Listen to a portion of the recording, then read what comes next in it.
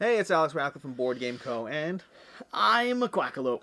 And this is going to be our first ever joint review on the channel. This is going to be a Of full review a Kickstarter game. of ISS Vanguard. So this is a prototype review, to be clear, and to be very fair, that'll be listed in the title, prototype review, and that's because this is very much a prototype, and all these things of the world building, small little nitpicks of rules that are being cleaned up, the components for sure, the ship book, the planet things, all the stuff are going to be different. And for context, when it comes to my voice and my channel, I am doing a preview and some gameplay content and stuff in collaboration with Awaken Realms. Yep. So please bear that in mind, although I would have to argue it won't influence what you're saying. No, not in the slightest. and as well, also, as well as other content you've done, you already also have an unboxing as well up, and there is going to be gameplay footage, both on your channel and of mine, as well as rules and as well and all that stuff of this game. This game is hyped, and we are loading up the content for it. So I'm going to do my very best to persuade you not to back this game. Is that your goal? Is that your goal here? It should be, Go because for it. everything else is going to tell you to get this game. So why not spend some time going, hold your horses, how is this game going to be right or wrong for you? So I do that from time to time when I'm particularly hyped about a game, and this time is going to be, literally, when I'm excited, I think to myself, Hodagi. Yes. And there are reasons. To be very clear, there are reasons why ISS Vanguard is a game you should not get. Sure. And if you're watching this video, it's probably already too late for you, and good luck. And so, to that end, we're going to, the usual format I do here is We're terrible people. I cover the game. Marcin, when you see this, I apologize in advance. But in any case, this video over here, so I'm going to cover the overview of the game. We'll go back and forth. We'll take turns and figure it out. And then from there, we'll go into my usual format of what we liked, didn't like, and can see others not liking. And so, to begin with, ISS Vanguard is a game of exploration. It's going to come with two main phases, a planetary phase in which you're going to go through all the actual actions with your figures, your miniatures, taking decisions, taking whatever, and then a ship phase. Do you want to cover the planetary phase a bit? So the planetary phase is primarily going to deal with how you utilize your resource, which is going to be multicolored dice that are unique to every faction and crew member and, unit that you're leaving your planetary observation vehicle with. And you're going to be venturing out, rolling dice to resolve various challenges, whether those are obstacles that are getting in your way, caves that you're digging into and exploring, and research missions that you're trying to embark upon. There is a plethora of things that you can discover on each location, and you won't ever finish a location on a single run. That means you're going to have to dip back into an area, continue exploring, digging, and uncovering the mysteries of the galaxy. For instance, here you can see a variety of locations where we could move from one region to another by a dice roll. You could also explore down into these little subcategories. So each location, like the thermal vents or the fractured plane, all of those will have layers of cards. You're never quite sure what pathway or how deep they will go, but you'll resolve challenges, you'll utilize your resources, and you'll start digging in. The core part of this planetary observation is going to be progressing the story. It is where the main narrative bridge will be. It is what the ship phase is preparing you for. And as you embark on the next journey, as you embark on the next venture, you will equip your crew, you'll equip your ship, and you'll prepare for whatever is awaiting you here. Basically, yeah. And that's going to be the planetary phase. And from there, when that's over, when that's done, when you either failed or succeeded your mission, which we have done both, you will move to the ship phase. That's going to take place in this ship book over here. In this ship book, you're going to flip through it one page at a time, one section at a time. And to be very clear, this is not pure maintenance. There is maintenance, there is saving, but the core of this phase, the fun of this phase is going to be as you procedurally go through each section, doing different things that are rewarding. You will deal with situations, little crew revolts, opened airlocks, who knows what kind of things that will happen during the game. Maybe you're just happy playing games. There are cards that let you play games, well, sort of, and all that. Then you'll go through the ship upgrades. You'll have to try to figure out how to allocate your points, your production. You're going to go through a galaxy discovery phase where you have limited energy to spend, and you have to figure out where to go, where to spend it, which asteroids to visit, which planets to mine, which systems to navigate to. Again, these are all decisions-based things that you're doing in this game. And you're going to go section by section, from blueprints to your hangars to research projects,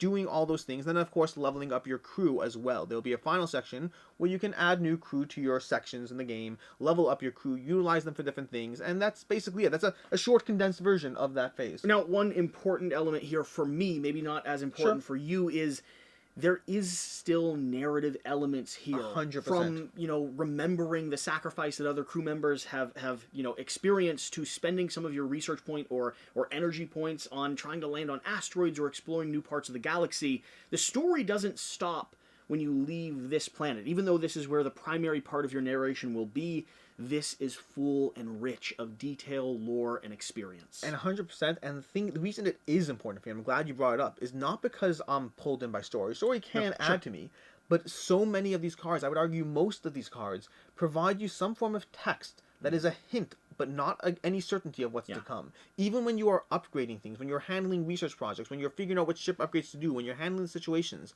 they all provide just enough text that you're like, well, maybe if I install the ship upgrade, maybe we'll have an easier time exploring the system, but I don't know exactly what it does until I'm done. This phase is all about resource management and pressure luck mechanics to some degree, right? Being out there a little bit too long, exposing yourself to the recesses of space, the vacuum.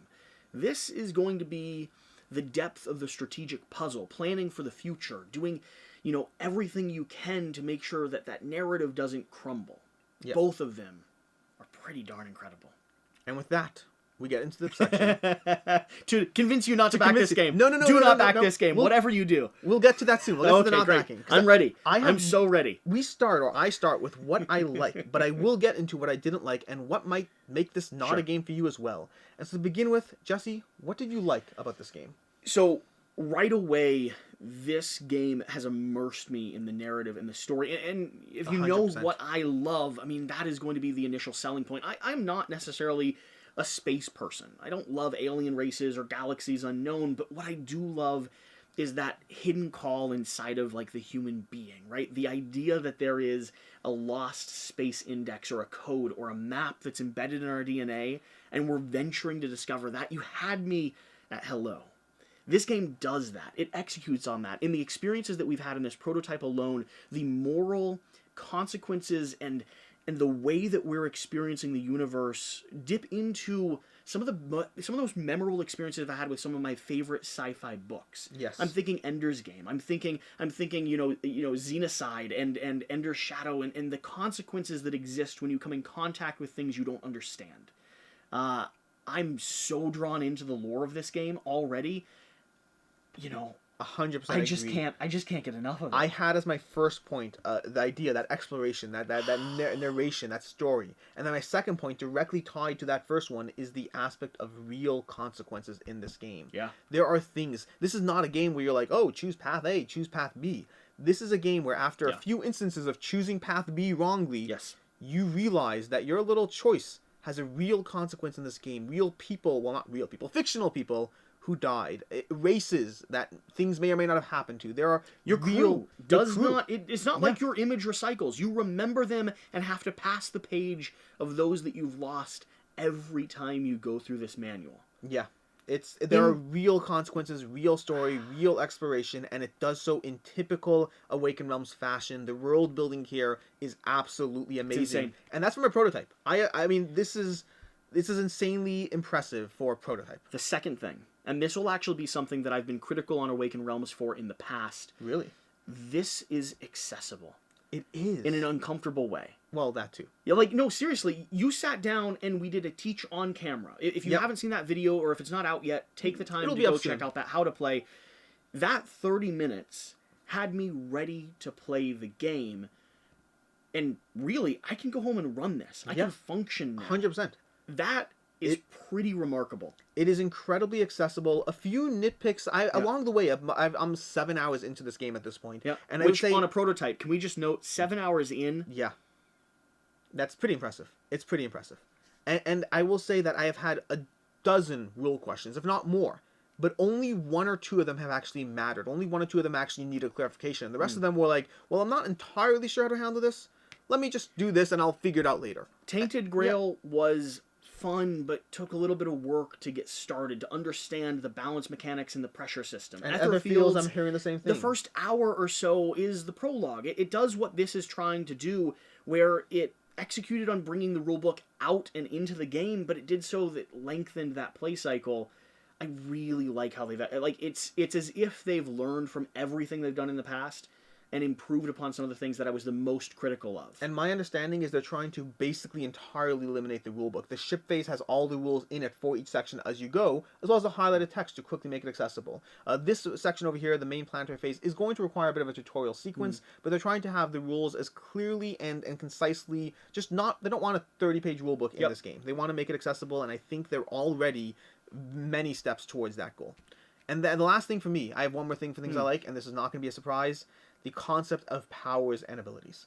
I like that in all games this is going to be no exception. Sure. From the various characters you have and their abilities that they have, which honestly are the least impactful for me. For me, the thing I liked the most was probably the equipment. The equipment that you can earn is so much fun. The science and tech upgrades? They're also fun.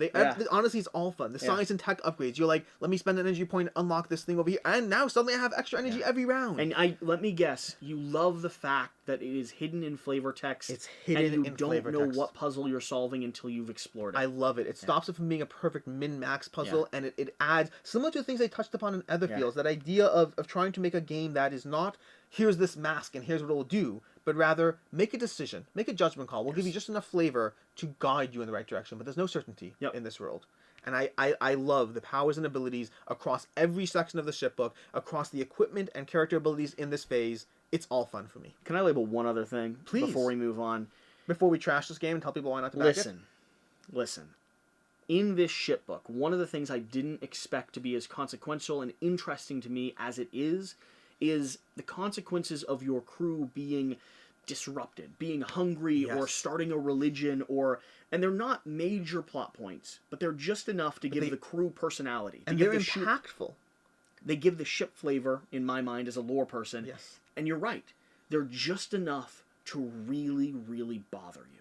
They're not going to ruin your game necessarily, but they're going to be really, really annoying, and you have to manage your crew.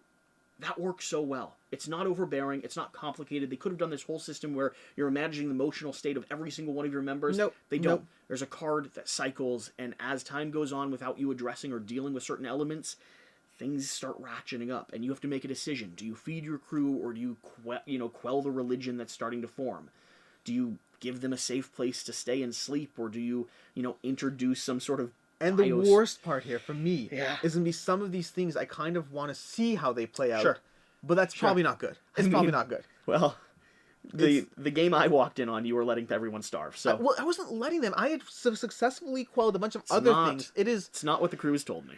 Anyways, from there, we move on to, apparently the favorite section of what did we not like about this game. And this is what we didn't like personally. There'll still be a separate section after. What you might not like. What someone else might not like. Yeah. So to begin with, what do you have, sir? Pointing at me. What? All right. I'm on a high. Sure. I loved this first experience. If I had to pinpoint some areas that I think maybe I didn't love initially, there's some sections of this ship book I didn't find as interesting. When it comes to such as sliding cards in and out, when it comes to cycling things, progressing them down, the pile of cards you get to the side, that does remove some of the mitigation, the steps you have to take during the course of the game. It makes that simpler and easier. Sure. But just as a mechanics player, I don't love unloading and loading. And in the prototype, it might be a little tighter than average. Are you showing me your note card? I have the exact same thing. as much as I like the ship bike, as much as I don't think it's I would say a lot of people I know were intimidated by it, and I myself, when I first pulled out this prototype, when I first read the ship book, I was like, oh my gosh, I am going to have to trash this game. And I guess we technically are, so it's all fine. It's all good there. But as much as I actually like the ship book, and it's more of a game than it is maintenance, I agree with you. There still are phases in it that are maintenance. Yeah. There still are phases that are going to be a little bit... I actually like some of the things where you slide cards to the left. That, for me, feels like progress. I think it's cool, because it is like a science track progressing, but every single section you come to... You're loading and unloading something. For me, the thing that I didn't like is similar to the other part you touched upon. The aspect of some cards have to go out to the side, and your table will start to become a little bit of a mess, and you could keep it in control. It's going to be easier with hopefully a better prototype, as well, a better final product, as well as more table space than what we have currently here. But it is a little tedious and a little bit of work. But I would say that for me, I've played this ship phase 3 times now, and I've had roughly 40 to 50 minutes per phase. I would say about 30 minutes of it is fun and decision-making and all that, and then about 10 minutes is homework. And there's some things that are going to be unfair because it is a prototype that we're Yes. playing with. I am critical and skeptical of, like, I need better tuck boxes. Oh, these are horrible. But this These are isn't, horrific. but this isn't a fair criticism. Yeah. Here's the concern. Here's where it does become fair.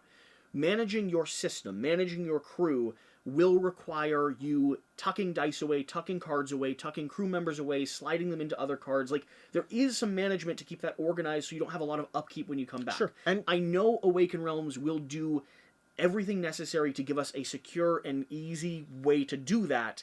That is still... And to touch upon one point, just management. Well, one point that I think you'll be like, oh, that's a great idea, I'm excited, is they already told me one of the things they're looking at is when we unlock a card, instead of having to look through different modules and sections and find things, they might just have a pack. Oh, here's pack L. And okay. Unlock 4 cards, boom. Sure. Just faster than searching. That's nice, yeah, because there's some cards, there's technologies where you flip and it says, find this card and this card and this card. I really like that. They're looking at that as an option. I hope they do that because opening packs would feel so good. The tricky part is the cards sometimes different size, so there's an aspect there, but they're looking into doing that. And I like the concept. I like the concept. And so that's something that they're looking at across the board. Like, I agree with you. The tuck boxes I found horrible. Like, actually straight up horrible. Again, prototype. My only concern is there could be some fiddliness here that isn't solved even in the final 100%. Production copy. We don't know. Can't. We don't know. It's a possibility. Be aware of it. Be very aware of it. Other major points? I've got one more, but I think it's on your list. Too. So my one more is going to... I actually don't think it is, because I touched upon it earlier, and you did not have a problem with it. Oh. So the one more from me is the game has a mechanic where you're rolling dice to take actions. Yeah. And in that process, you often are allowed to roll more dice than the actions need in order to have a higher chance of guaranteeing success. Okay. And I thought that, at least my own opinion, from, I guess, 7 hours of play, so it counts for something, is that 98% of the time, it's not worth it. Yeah. The risk of failure and the risk of the reward is just that aspect of rolling dice. And then many times as well, they'll do something like, and if you get a single X on this thing, discard the whole roll. And you're like, well, rolling extra dice doesn't even help me. Yeah, why would I risk that if... It's so rare that I have rolled extra dice than I need to in this game. So it's an entire mechanic that feels like it's supposed to be push your luck based, and ultimately just didn't do anything for me. So my concern is on the dice as well. Mm-hmm. I am absorbed in this story. Yes. I love the story, and the dice are a facilitator to that. They restrict me from reading it all immediately. Correct. And they're fairly simple, right? You're rolling one of 3 colors to resolve a variety of different symbols that do vary based upon the type of dice you have, and there's ways that you can scale that. It gets more complicated than 3 simple colors, but that's the essence of it. My concern is 30, 40 hours of gameplay, of core gameplay, along with expansions and twists. I really want to see these, and I don't know if they do, right? I want to see technology, skill set, card play. I want to see these get way more tactical and interesting. Dice manipulation and mitigation. If I play this for 20 hours straight, and it's the same die roll that's just keeping me from reading all the flavor text, as opposed to helping me experience and unlock that pressure, this could get boring. So I hear you. Yeah. I technically have that in my next section for what others can't. Like, for me, as much as I hear you, I think I still would be playing. I enjoy this exploration, and I do enjoy the resource management of the dice. Yeah, I don't necessarily know that I disagree with you. I do want to see more. Yeah, I don't necessarily know that I disagree with you, but I would and do expect this to scale. Yep. In a really interesting way. Hopefully. Because from my side of things, I just kind of want to see the story. Yep. And this is interesting, and this was a fun puzzle to solve with you. But I'm going to be honest, if I'm playing solo, this starts becoming annoying to me. As opposed, because I'm not. Okay. But I'm a narrative solo player, right? I want to go on an adventure. If I'm playing solo, like, I start thinking, why would I, like, why? I don't like that. Like, so just re-roll it. Re-roll it. Just let me see the story. Let me do, and I want consequences still. So I won't avoid those. That's not the type of experience I'm talking about. But, like, where nothing happens or an X just discards a whole roll cycle. I hear. And we actually were fortunate enough not to really have that many of those. I have had them, and they get in the way. And I don't know, maybe I'm just more mechanically motivated. But I like the fact that there's something that has to be here. Otherwise, I just read a book. And let me be clear. From what I've seen in card play, equipment, upgrades, I have a taste that there is a lot of dice control here. Lots of the equipment are so much and fun. So this is a concern as a projection into if the prototype was all I was experiencing. Yeah. I have no sense that that's the case. Which brings us to what can we see others not liking this game? Why should you not be backing this game? Do you not like far expansive stories that... No, you're selling the game again. Listen, no, but genuinely...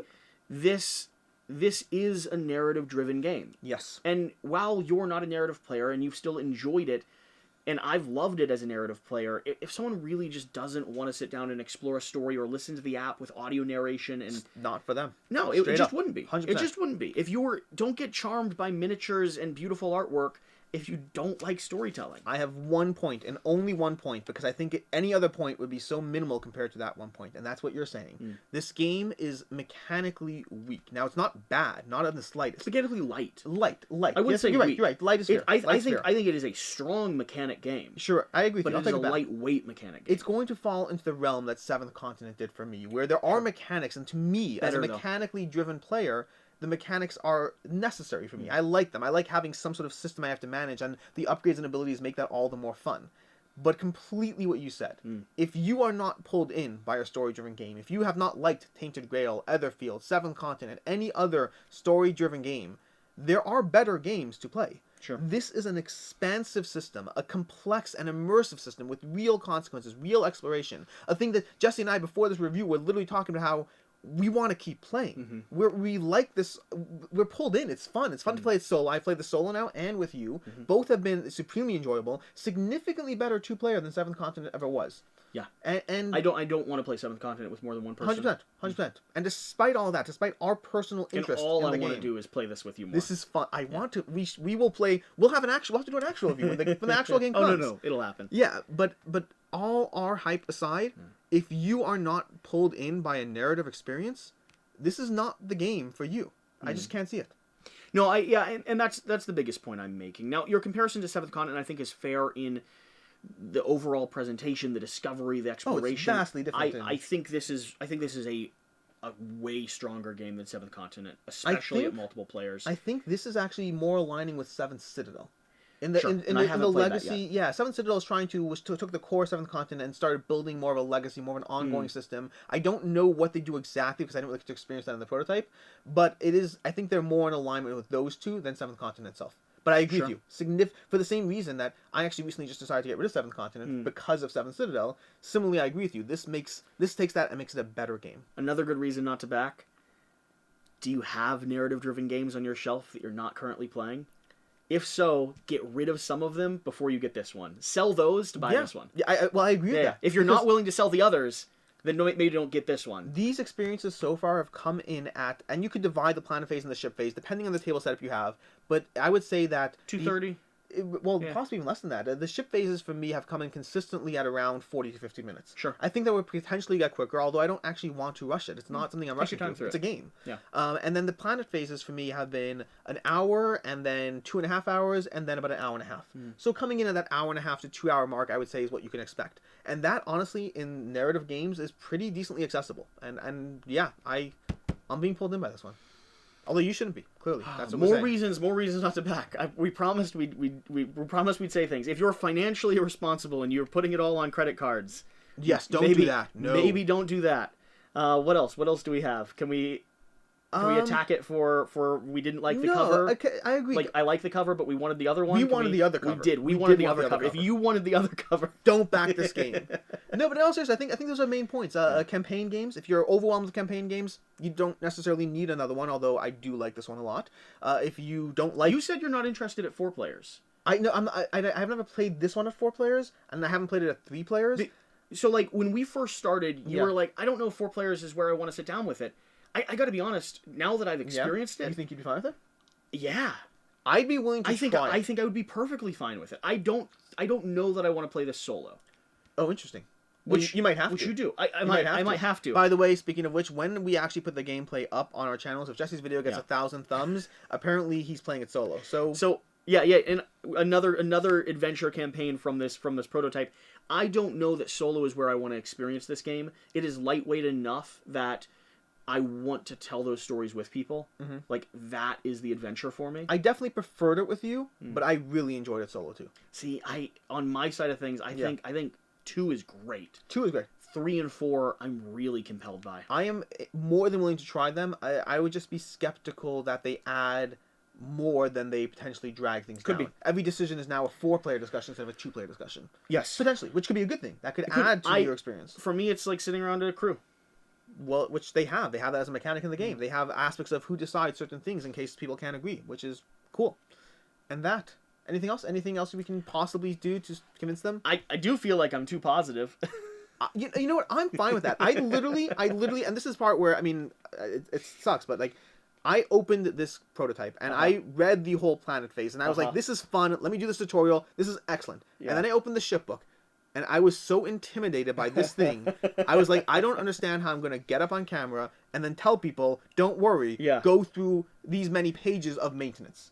And then when I did it, I realized it wasn't maintenance. But I thought I'd really have to be very negative with the ship book. And while you texted me and you were like, oh dear God. Yes. I'm not sure I'm going to like this game. I was scared. I was genuinely scared.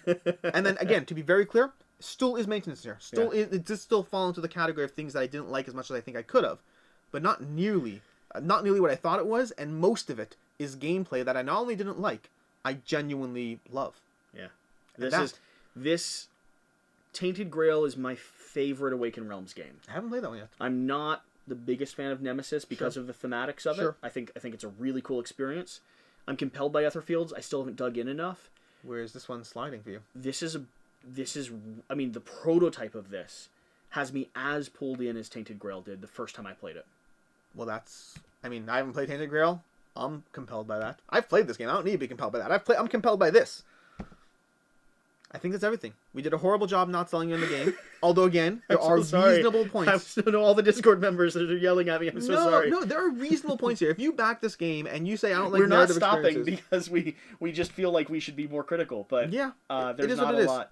Maybe Awakened Realms will put out another game that we can be more critical of. We look forward to it. Until then, this is ISS Vanguard. There are many reasons to back it. A few reasons not to.